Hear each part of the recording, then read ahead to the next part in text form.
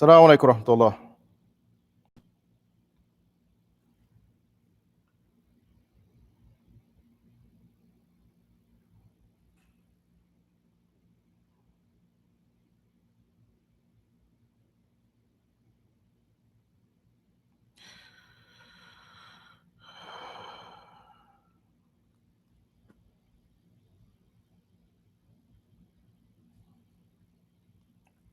Okay, so for the both of you,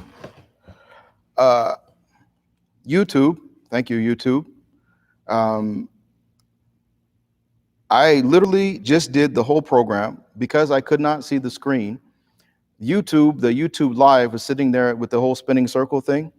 So I just did the whole Khatirah, mashallah, with me and whatever is in the ghaib in the masjid right now, subhanallah. Mashallah. Technology. So I guess what we'll do is we'll do something short, inshallah, because Maghrib is coming. You're here and everybody's slowly trickling in now. I'll explain again what happened, but this is the whole point. May Allah make it easy for us to continue our programs in the very near future in the masajid, because technology, honestly, is just completely, it's just unreliable. You never know when it's going to work, when it isn't going to work. Honestly, for me, it becomes, you have the added difficulty because you're now trying to manage the tech, you're trying to deal with the equipment, you're trying to deal with the software, and at the same time, you're trying to deal with the content as well. So anyway, just real quick, alhamdulillah wa salatu wa salam ala sayyidina Muhammad wa ala alihi wa sahbihi ajma'in, ba'da a'udhu billahi minash shaitanir rajim, bismillahir rahmanir rahim. This becomes even more difficult now because I just spent the past, mashallah, 25 minutes doing this whole thing. And so you get done and you feel like there's a level of completion, you're done. But anyway, so the whole point, the gist of it is this, is that قال عن أنس رضي الله عنه قال النبي صلى الله عليه وسلم طلب العلم فريضة على كل مسلم ومسلمة. In Ibn Majah, it's just Muslim, meaning Muslim male and female. So seeking knowledge is an obligation on every Muslim.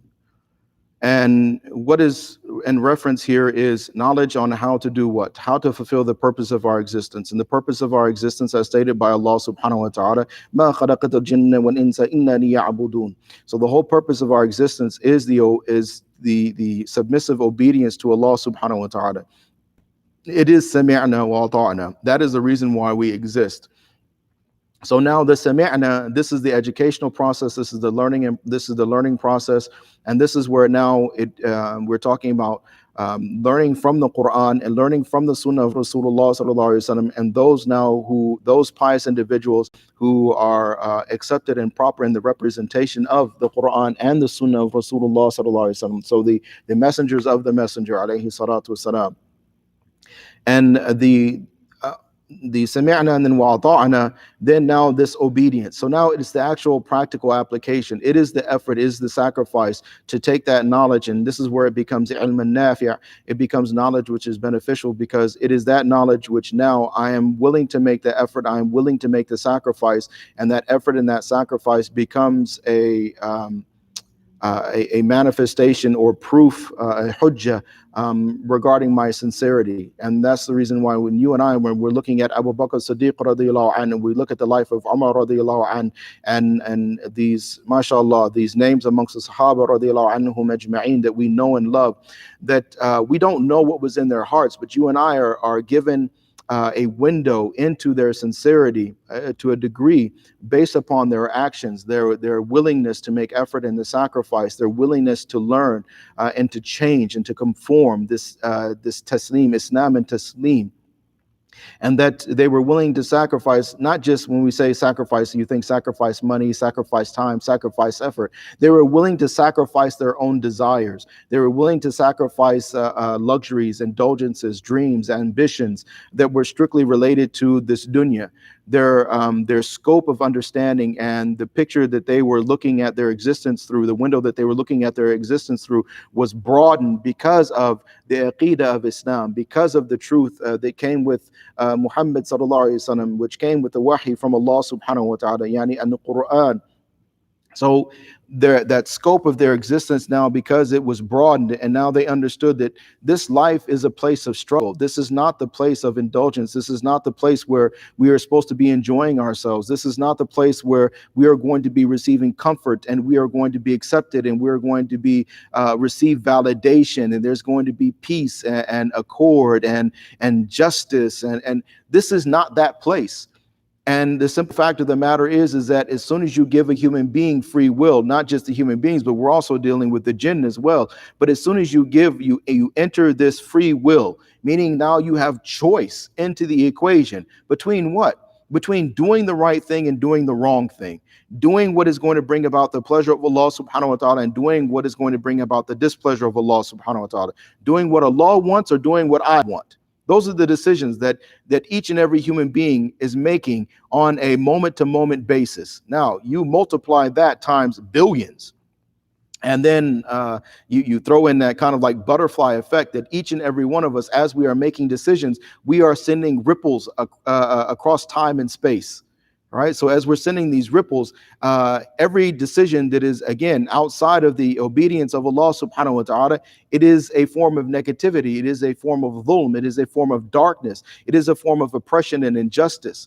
So you start adding that now times, again, the billions that are on the planet, and you start adding to that the magnitude, yani when somebody has power or authority or money, and now when they make decisions, those decisions, the impact from those from that dhulm, from that injustice, are magnified as well. So just by taking that in consideration and looking at it, it's easy to do the wrong thing. It's difficult to do the right thing, right? When you take all of that in consideration, the notion that this is going to be the place of comfort and that this is going to be the place of ease and that you and I are going to get what we want and where there's going to be relaxation, that this is not the time, it is not the place for that. This is the place of difficulty. This is the place of hardship. This is the place of test and turmoil. This is the proving ground for the human being.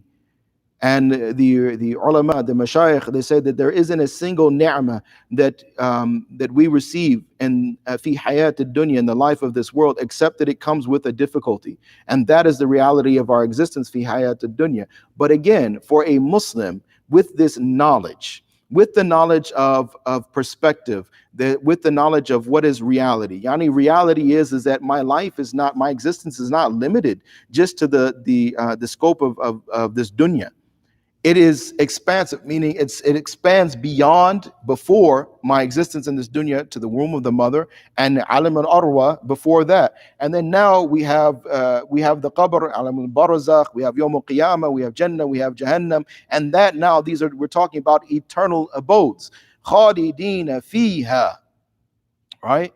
So this scope of my existence, once it is broadened through this aqidah, once I have received the purpose of my existence from Allah subhanahu wa ta'ala, from wahi, through the messengers alayhim salatu wasalam, for us specifically Muhammad sallallahu alayhi wasallam, and once we have this understanding through wahi from Allah subhanahu wa ta'ala directly himself on how to become successful, how to make it through this life and receive our validation from Allah subhanahu wa ta'ala, to learn how to love Allah and his Rasul sallallahu alaihi wasallam, and how to become the beloved of Allah and his Rasul sallallahu alaihi wasallam, how to fulfill the covenant that we have made with Allah subhanahu wa ta'ala, how to fulfill the purpose of our existence, the ibadah of Allah subhanahu wa ta'ala. What is ma'rifah? These are the things that now defines the existence of a human being. Are you capable of engaging this truth? Are you capable of being humble? Are you capable of making that level of effort and sacrifice which is required, which is necessary in order to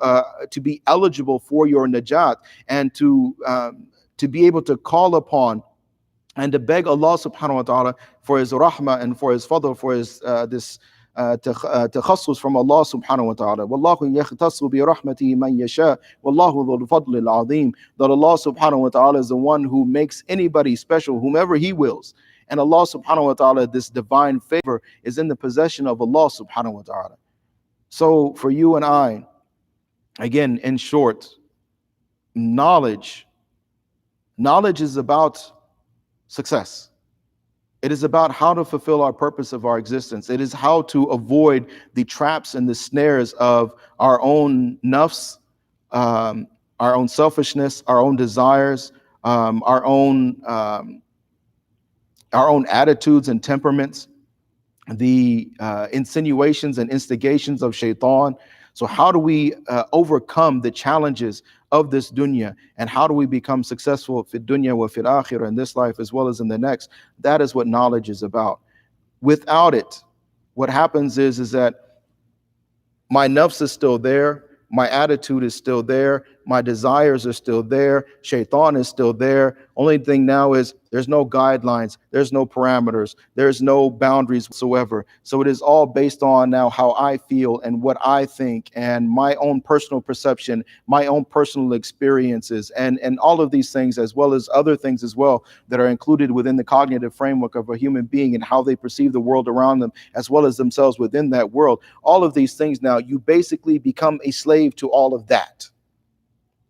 Become the slave of all of that. And then once that takes place, it is very simple for shaitan to manipulate individuals who have become lost in that ever-changing, very fickle, again, emotional response and intellectual response, and how public opinion tends to sway, and sometimes it blows this way, and sometimes the wind blows that way, and the individuals end up finding themselves as just leaves on the breeze of public opinion and the desire of social acceptance and validation, when in fact, in reality, it has no value at all whatsoever. Social acceptance has no value on Yawm al-Qiyamah. Validation, no matter what form it may take, that comes from creation, yani whether it's awards or accolades or status or position, when it's strictly just associated with the creation of Allah subhanahu wa ta'ala, and it is now isolated and removed from the criterion that is established by Allah through the Quran and through Rasulullah sallallahu alaihi wasallam, then subhanallah, that has no value whatsoever. Validation of our existence comes from us being able to fulfill the objective for which Allah Ta'ala created us. May Allah subhanahu wa ta'ala make it easy for all of us to be able to do just that. Again, please forgive me. I set the thing. It said going live. And so I sat up here and mashallah, did a whole 25 minutes. And then I went to get down and cut it off. And the little circle was just sitting there still spinning and saying going live. So I ended that one and started this one, mashallah, and 6 of you showed up, and I'm going to hear about this afterwards. But again, please forgive me. It's technology. Wasn't planned for, but it's the qadr of Allah subhanahu wa ta'ala. So we're going to assume that the first talk, that was, again, Allah knows what benefit it was. I hope that it was beneficial for myself, first and foremost. And then those of you who are here, the 6 of you who are here for this little second round, inshallah, then this was for you. And may it be beneficial, again, for myself, first and foremost. And I hope you got some small benefit out of it as well. And I am going to try, inshallah, because it's hard for me to take care of the equipment and the software and the content on my own. So I'm going to try to make sure that there's another brother here, at least, that can keep an eye on things. So that way, if we have, like Ramadan, so if we have, if one of those things breaks down or something isn't going right, at least we know. So that way we don't have the situation like this evening where everything just kind of wasn't happening, even though I thought it was happening. But make dua. Hopefully, inshallah, the whole thing will become null and void, inshallah, and all of you will be back in the masjid, and we will have our normal programs in the normal way. You being present, I being present, and hearts connecting with hearts, and that is, mashallah, that is definitely the way that's preferred. And we ask Allah subhanahu wa ta'ala for ease and to accept all of our humble efforts. Jazakumullah khairan jaza wa akhiru da'wana alhamdulillahi rabbil alameen. Assalamu alaikum wa rahmatullah.